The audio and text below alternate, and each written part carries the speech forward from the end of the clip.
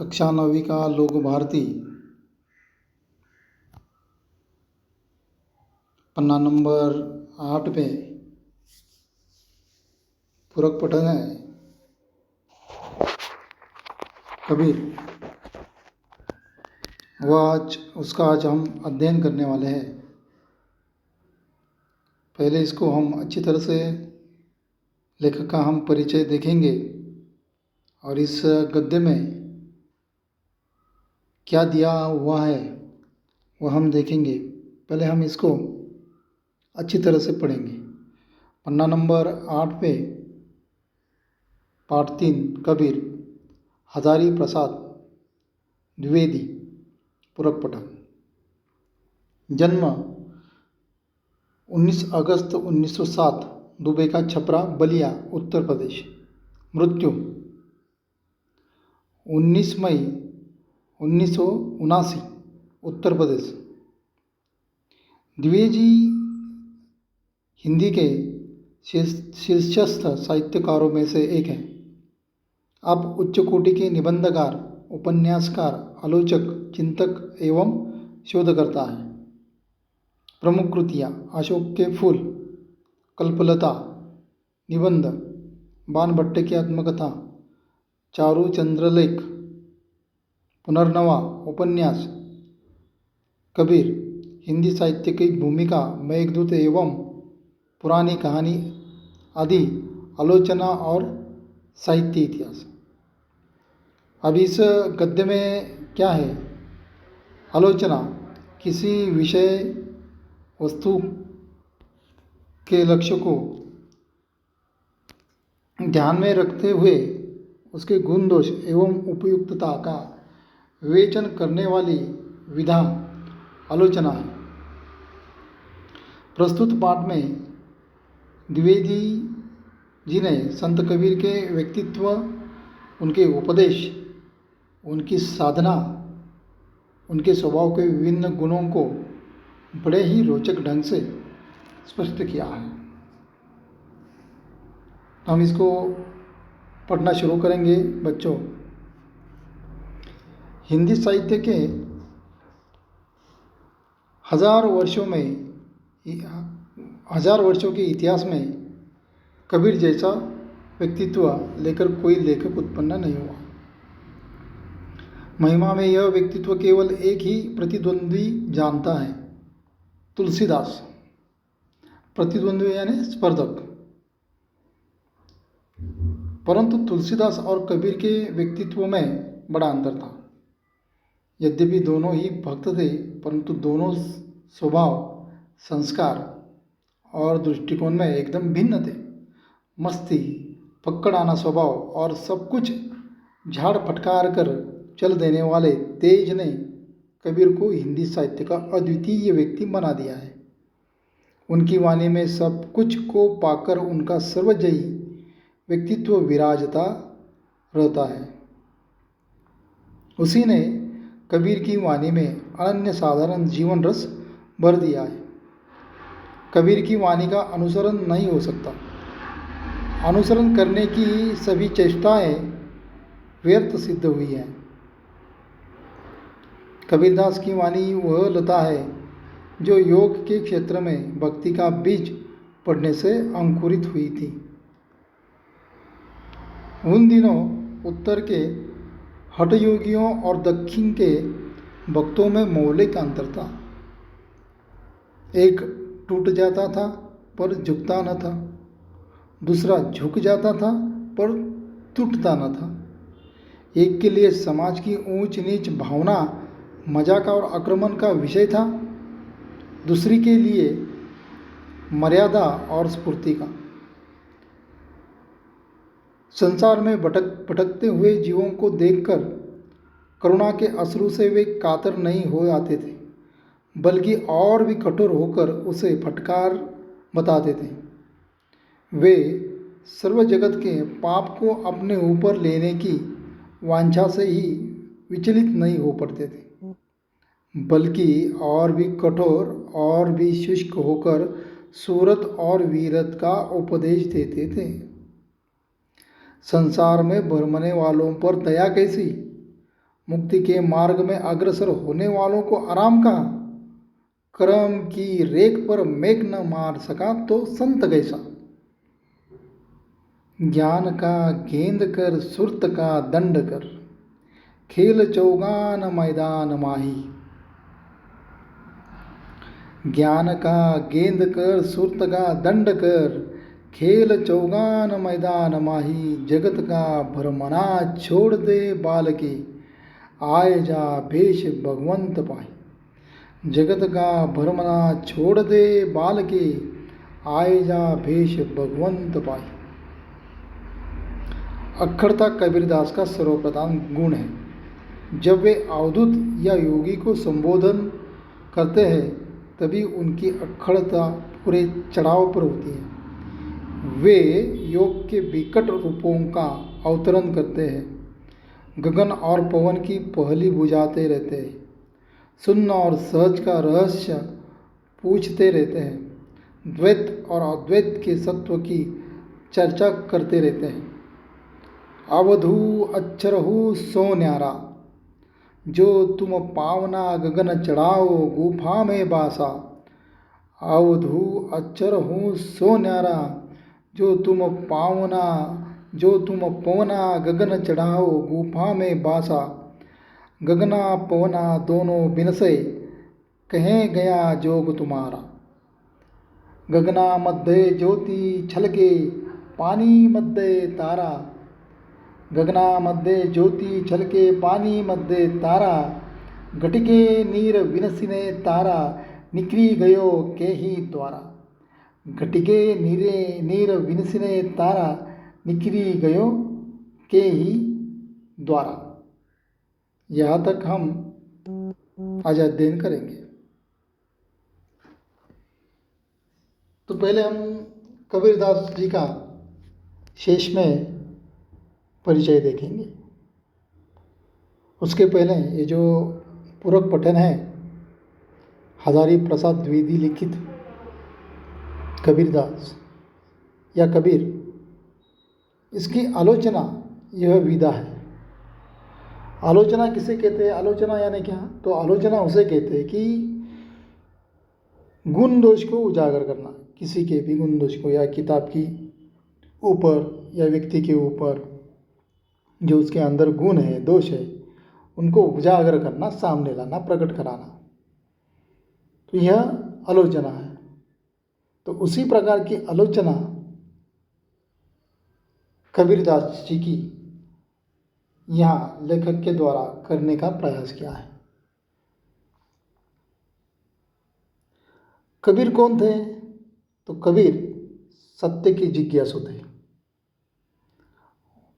उन्होंने बुरी रूढ़ी परंपरा पर अपने दोहों से आघात किया है। ये जो दोहे हम यहाँ अध्ययन कर रहे हैं, इन दोहों से क्या किया है? उन्होंने समाज में जो भी रूढ़ी परंपरा है, कुप्रथा है, उन पर आघात करके समाज को सही मार्ग दिखाने की कोशिश की है। समाज को सही मार्ग पर लाने के लिए प्रयास किया है। संत कवि कबीर 15वीं शताब्दी के भारतीय रहस्यवादी कवि और संत थे।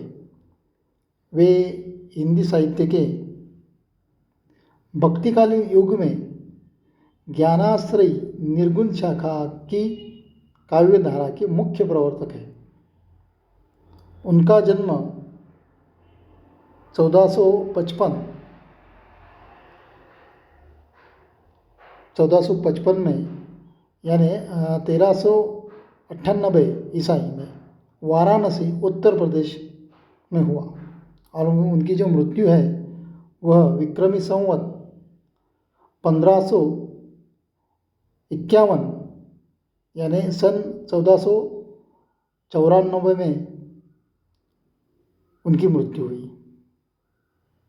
वे कवि थे और उनका जो काम था, लेखन, कविताएं, काव्यधारा, दोहा,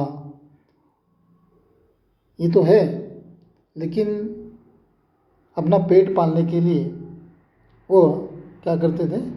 सूत काट कर कपड़ा बनाते थे। सूत काट कर कपड़ा बनाना यह उनका काम था।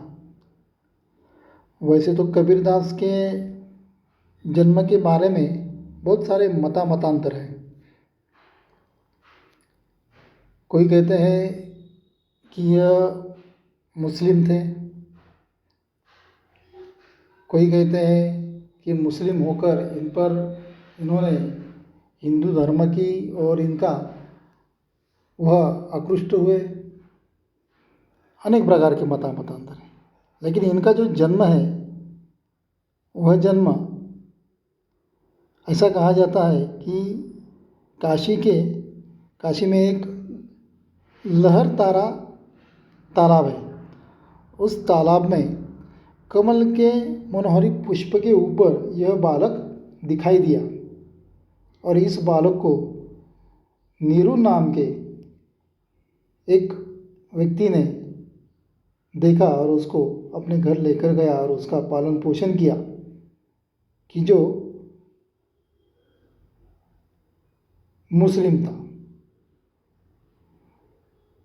बाद में जैसे जैसे कबीरदास बड़े होते हैं तो उनको एक गुरु मिले और वे गुरु है काशी के विद्वान रामानंद। तो यह थोड़ा सा शेष परिचय कबीरदास जी का है।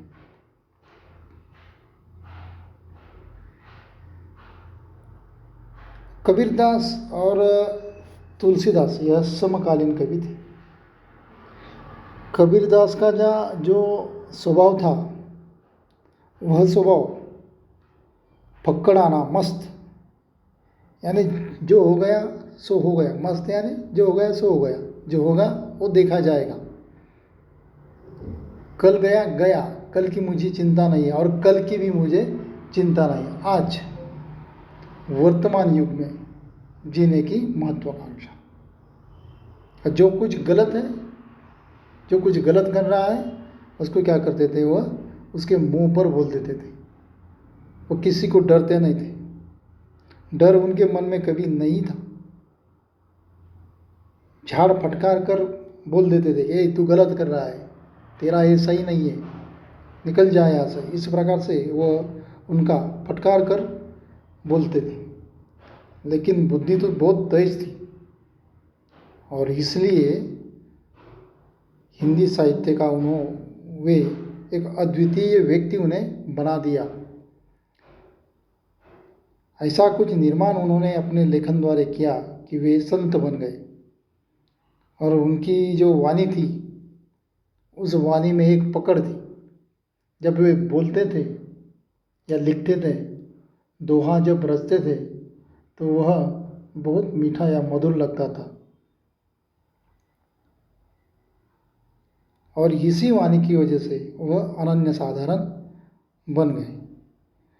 कबीर जैसा बनने की या कबीर जैसे लिखने की, कबीर जैसे साहित्य का निर्माण करने की कोशिश बहुत सारे लोगों ने की, लेकिन उनका अनुकरण कोई नहीं कर पाया। मस्त मौला संत कबीर की जो साधना, उनके गुणों तथा उनका जो स्वभाव है वह स्वभाव हमें इस पूरक पठन में थोड़ा बहुत दिखाई देता है। एक तो वे बड़े साहित्यकार हैं और उनकी जो भक्ति है वे निराकार परब्रह्म को मानने वाले हैं। और तुलसीदास उनके जो समकालीन थे, दोनों भी राम की भक्ति करने वाले हैं, श्री राम को मानने वाले हैं। लेकिन तुलसीदास और कबीरदास इनमें क्या है, अंतर है। तुलसीदास की भक्ति कैसी है, निर्गुण है। और कबीरदास की भक्ति कैसी है, निर्गुण है। और तुलसीदास की कैसी है, सगुण है। तुलसीदास की भक्ति में सीमा है, सीमित है। श्री राम प्रभु का जन्म, दशरथ जी का पुत्र श्री राम प्रभु, फिर वनवास में जाना, एक अवतार है, ऐसे तुलसीदास मानते थे। लेकिन कबीरदास क्या मानते हैं कि श्री राम तो है, लेकिन वो कैसे हैं? असीमित है, उनको कोई सीमा नहीं है। तुलसीदास कहते हैं कि सीमित है, और ये कहते हैं असीमित है। कबीरदास कहते हैं कि भगवान सारे विश्व में व्याप्त हैं, आत्मा और परमात्मा एक ही है, ऐसे कबीरदास कहते हैं। तुलसीदास क्या कहते हैं कि आत्मा को क्या करता है, आत्मा को क्या करना है? आत्मा को प्रयास करके परमात्मा को प्राप्त करना है। इस प्रकार उन दोनों में क्या था? अंतर था। तो यह अपने जो विचार है कबीरदास के, वह बेहिचक उन्होंने हमारे सामने रख दिए हैं। और वो किसी को डरने वाले, पकड़ आना स्वभाव के थे, मस्त मौला, अपने ही धुंध में जीने वाले थे। जो है वो है, इस प्रकार से। और उनकी वाणी भी कैसी थी? तेज थी। और इसलिए उनकी भक्ति में भी क्या था? एक प्रकार का हठयोग था कि मुझे ये चाहिए तो मैं ये करूँगा, ये पाऊँगा, मुझे ये प्राप्त करना है। तो इसलिए इन दोनों में क्या था? थोड़ा सा अंतर था। एक कैसे थे? एक टूट जाना पसंद करते थे, लेकिन झुकते नहीं थे। हम टूटेंगे पर झुकेंगे नहीं, मोड़ू पण वाकणार नहीं, इस तरह से। और दूसरे कैसे थे? झुक जाते थे नम्रता से, और टूटना उन्हें पसंद नहीं था। अपनी बातें बहुत ही प्यारपूर्वक समझाते थे। इस प्रकार से एक समाज में जो ऊंच नीच की भावना थी, उसके ऊपर क्या करते थे? आक्रमण करते थे। समाज को मुंह पर बोल देते थे कि ये गलत है, ऐसा नहीं करना चाहिए, ये रूढ़ी है, ये कुप्रथा है। और दूसरे क्या करते थे कि उसको अच्छी तरह से प्यार से समझाने की कोशिश करते थे। लेकिन दोनों का काम क्या था, कबीरदास का या तुलसीदास का, कि संसार में जितने भी दुखी लोग हैं, जितना भी समाज है संसार में, कि जो भटका हुआ है, उनको परमात्मा की राह पर लेकर आना, उनके आंसू पोंछना, उनके अपने पापों से अवगत कराना कि क्या अच्छा है क्या बुरा है, इसके बारे में उन्हें बताना, यह महत्वपूर्ण काम इन दोनों ने किया। लेकिन कबीरदास ने कैसा किया है कि सामने मुंह पर बोल के, मुंह पर मीठा बोलना और बाद में उसके पीछे पीछे गलत बातें करना, यह कबीरदास जी को पसंद नहीं था। वो जो करते थे वो मुंह पर, तू गलत है, तू गलत है, तेरे ये काम अच्छा नहीं है, अच्छा नहीं है, तुझे ये करना चाहिए, और तू ये करने वाला है तो फिर मेरे पास आ। इस प्रकार से कबीरदास जी का स्वभाव था। वो कठोर थे, लेकिन समाज को सही राह पर लाने की उनमें क्या थी? उर्मी थी, ताकत थी, ध्येय था उनका। और जो समाज को सही राह पर न लेकर आए, समाज में जो दुर्गुण है, जो वाइट प्रथा है, परंपरा है, उसके बारे में अगर न बोले तो वो संत कैसा? और संत का काम क्या है? लोगों को सही राह पर लेकर आना, उन्हें मुक्ति के मार्ग पर लाकर खड़ा करना, अग्रसर करना, मोक्ष के मार्ग पर। और इस मार्ग पर 24 घंटे क्या करना पड़ता है? काम ही करना पड़ता है, उपदेश ही करना पड़ता है। यहाँ आराम नहीं है। जो कर्म है, जो काम है, अच्छा बुरा, सही गलत, इनकी पहचान समाज को करा देना और गलत को गलत कहना, यही संत का काम है, और इसे ही संत कहा जाता है। और इसलिए यहाँ एक उदाहरण कबीरदास जी का है, ज्ञान का गेंद कर सुरत का दंड कर, खेल चौगान मैदान माही, जगत का भ्रमना छोड़ दे बालके, आए जा भेष भगवंत पाई। कि सब कुछ जो है ये भगवान का उत्पादन है, सब कुछ है जो भगवान का है, ये निसर्ग, ये पेड़ पौधे, हम तुम, ये सब भगवान ने बनाया हुआ है। लेकिन भगवान को हम सीमित नहीं कर सकते हैं। जहाँ भी है, तुझ में है, मुझ में है, इस पेड़ पौधों में है, प्राणियों में है, सब में क्या है? भगवान है। सीमित नहीं है भगवान, निर्गुण है, निराकार है। यहाँ गेंद को किसकी उपमा दी है? ज्ञान की उपमा दी है कि गेंद कैसा है? गेंद रूपी ज्ञान ये महत्वपूर्ण है। देखो बच्चों कि गेंद है, गेंद यानी ज्ञान। हम जिस प्रकार से हमारा ज्ञान देते हैं उसी प्रकार से हमें वापस उसकी क्या करने मिलने वाली है? प्रतिक्रिया मिलने वाली है।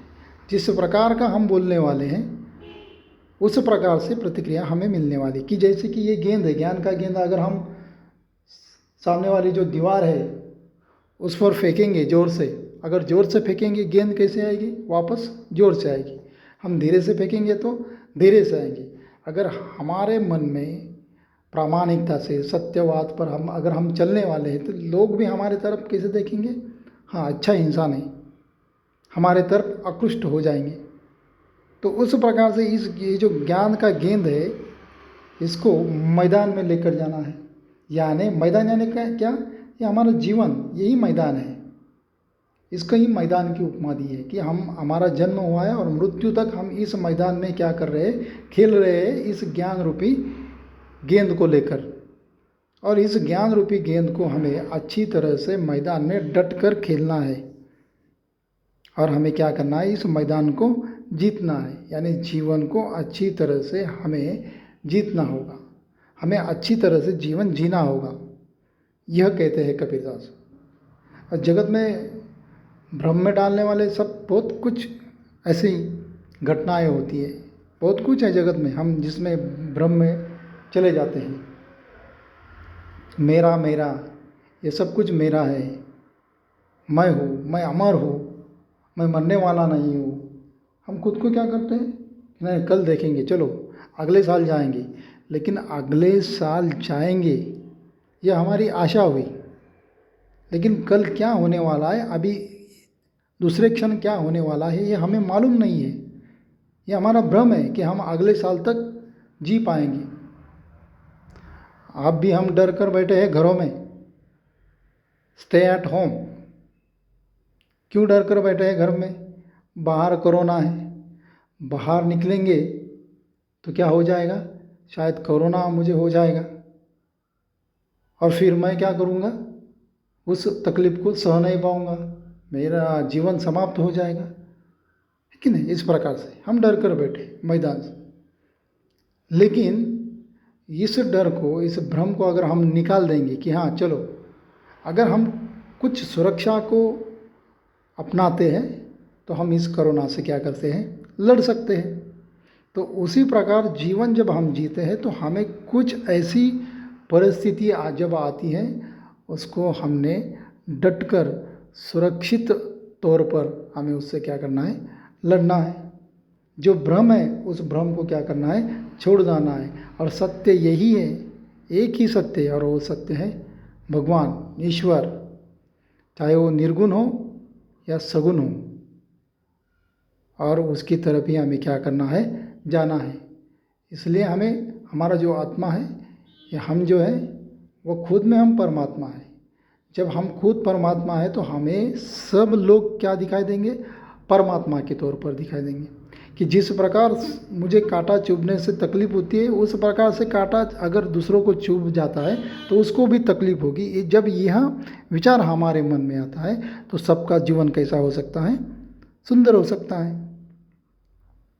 तो इस प्रकार से कबीरदास जी लोगों को समझाने की कोशिश करते थे, लेकिन अक्कड़ था कि जो मैं कह रहा हूँ यही सही है। और वह सत्य की राह पर चलने वाले थे, प्रामाणिक थे, इसलिए उनके ऊपर क्या था? कड़ा आत्मविश्वास था। योगी थे एक प्रकार के, अवधूत। कुछ भी उनको, हाँ ये मेरा है, ये मेरा बच्चा है, ये मेरा घर है, इसके बारे में उन्हें कुछ नहीं। ये सब कुछ जो है वो एक दिन समाप्त होने वाला है, ये उन्हें मालूम था। और इसलिए वह उन्हें ज्ञान हुआ था, ब्रह्म ज्ञान जिसे हम कहते हैं, इस प्रकार का ज्ञान उन्हें हुआ था और इसलिए वह हमेशा उस प्रकार से रहते थे कि जैसे द्वैत और अद्वैत दिखाई, कुछ घटनाएं ऐसी कि दिखाई देती है, सुनाई देती है, लेकिन महसूस नहीं होती है। कुछ घटनाएं ऐसी दिखाई भी नहीं देती और सुनाई भी नहीं देती, लेकिन महसूस होती है कि जैसा पवन हमें दिखाई नहीं देता है, सुनाई भी नहीं देता है, लेकिन जब हमारे शरीर से जाता है तो हमें ठंड लगती है।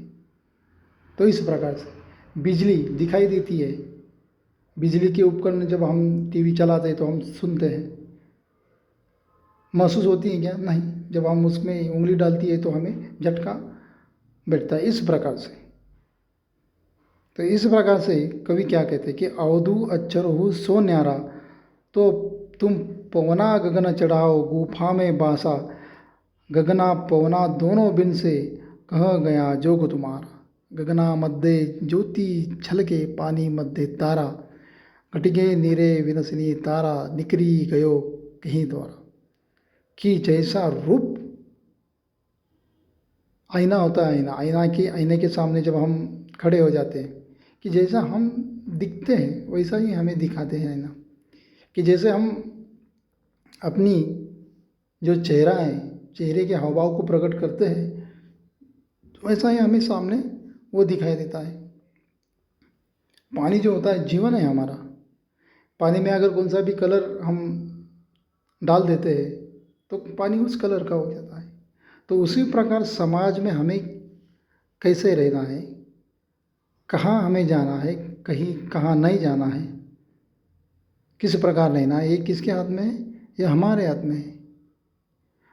पानी में यानी जल में ऊपर से जब आकाश में जो तारा टिमटिमाता है वो जल में दिखाई देता है, लेकिन जब पानी हिलता है तो वो तारा भी क्या होता है, उसमें लुप्त हो जाता है।